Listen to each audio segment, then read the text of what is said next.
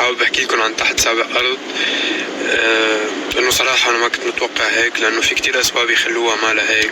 توقيت حساس، رمضان كريم علينا وعليكم، جمعة مباركة. الوقت حساس والنمط الموسيقي كتير جريء.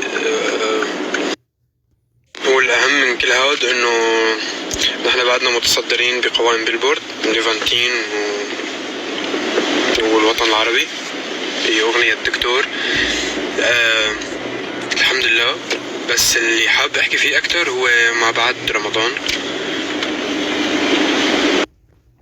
أو ما بعرف إذا أنا نسيت أخبركم أو أنتم ما انتبهتوا، بس نحن هلا حاليا الستة عالميا.